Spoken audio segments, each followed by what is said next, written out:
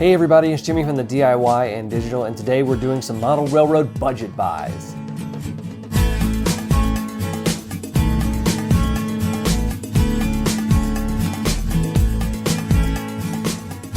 Welcome back everybody. First of all, if you haven't already, go and hit that subscribe button, hit that like button, and hit that bell icon so you don't miss any updates like this video.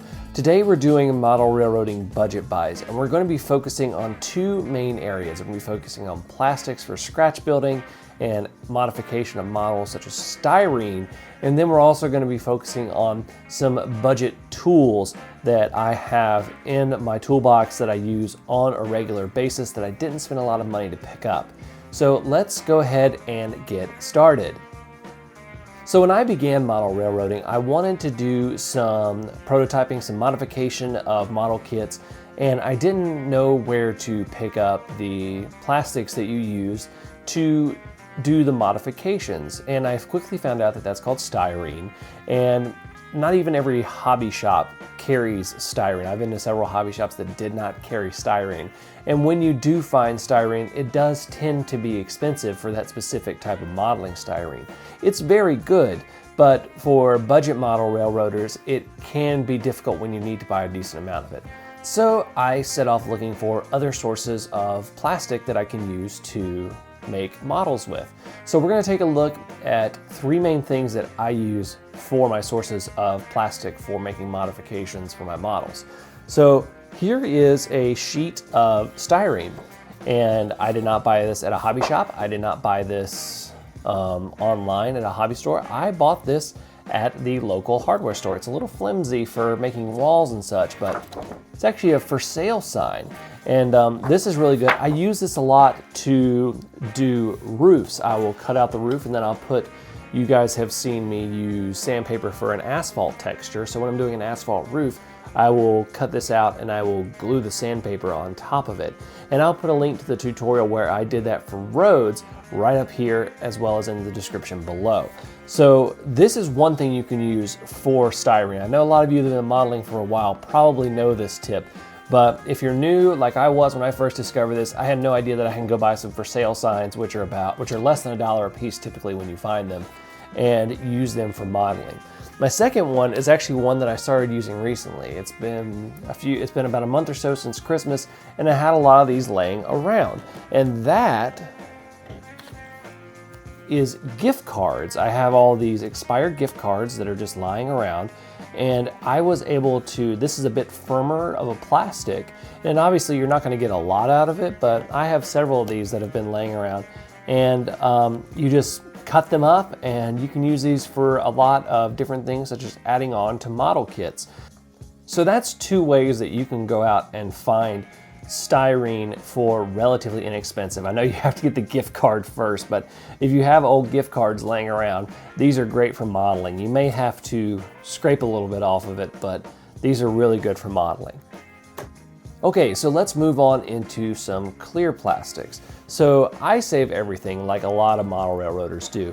One that I really like to use are these plastic sections of blister packages.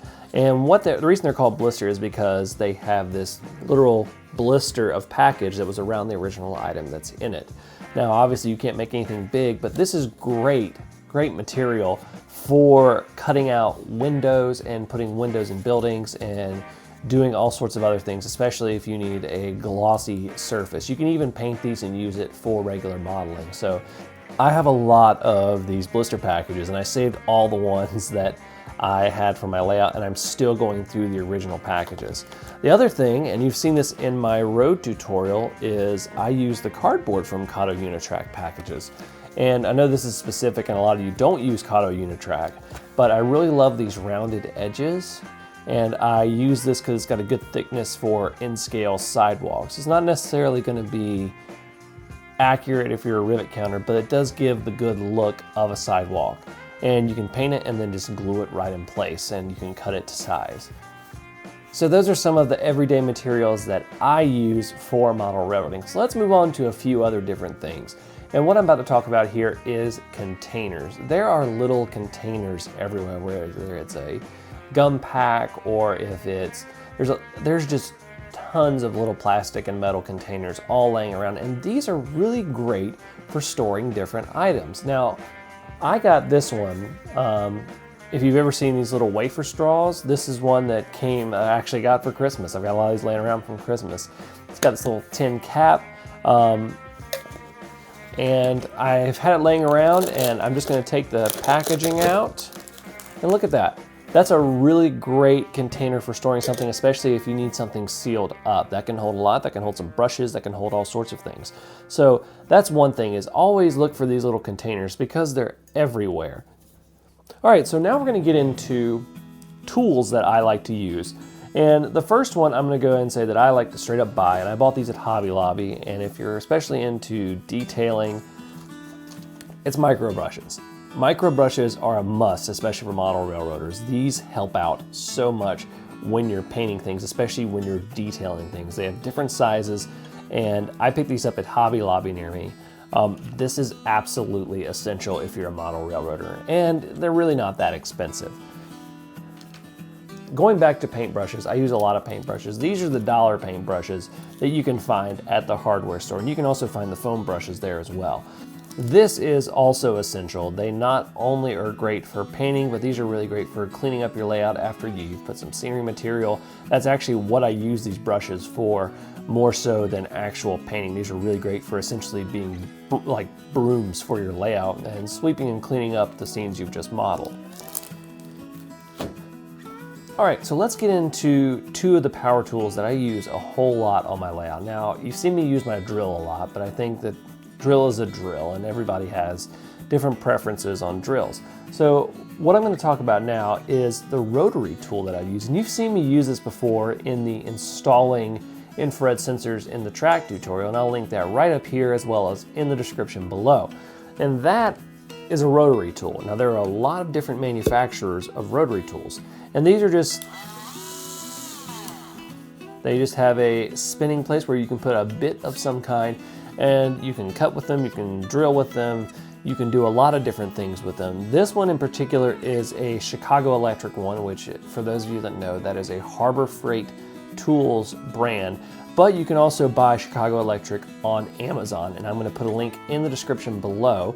So this is one tool that I use a whole lot. I use it for doing some atypical cuts. You have to be careful with these things because they can tend to get hot up here, especially if you're switching bits on a regular basis, and you can hurt yourself if you're not too careful with one of these. But a rotary tool is one thing that I do consider essential for model railroading, and this one really isn't that expensive. It's basically a knockoff Dremel. Now, the next thing that I actually use a lot that a lot of people I don't think consider is I use a heat gun. And a heat gun is something that expedites a lot of processes for me. It helps me get paint drying faster if the paint is okay with being dried by high heat. It helps me out a whole lot. I use it for shrink tubing on wires, just all sorts of different things. I use it to dry stuff out for the most part. And this one I actually got on sale at Harbor Freight for, I think I got it for under $10. I think they're about $20 right now. That was on sale at the particular time. And these are available on Amazon as well, and I will put that in the description below. The one thing you do have to be careful with is these things get hot. They are literal heat guns. They shoot out heat. They're like a hairdryer on steroids. And you can get over 1,000 degrees from one of these things, so you do have to be careful. Do not touch this metal tip. It will burn you. And another thing that I have discovered is be careful where you sit this down, because the vents that you see right here, they can also get very hot, and they can burn a few of the oils that are on various surfaces. Like for instance, when I will be doing things, the room I have in here is carpeted, and I'll be in a rush, and if I sit this down on the carpet and I don't pay attention, I'll get a little bit of a funny smell from some of the oils that are on the carpet that will get in here and get burned. So you do have to be very, very careful with one of these things, because you can get burned with it very easily. But It is a very, very, very good tool. It is one of the power tools that I use on a regular basis. It just plugs in 120 volts, and that is a heat gun. So those are just a few of the everyday tools and materials that I use in model railroading, and I would love to hear what you guys use in your model railroading. Go ahead and leave that in the comments below. And if you haven't already, go ahead and hit that subscribe button, hit that like button, and hit that bell icon so you don't miss any updates like this budget tools and materials video. Until next time, I'm Jimmy from the DIY and Digital. Happy railroading!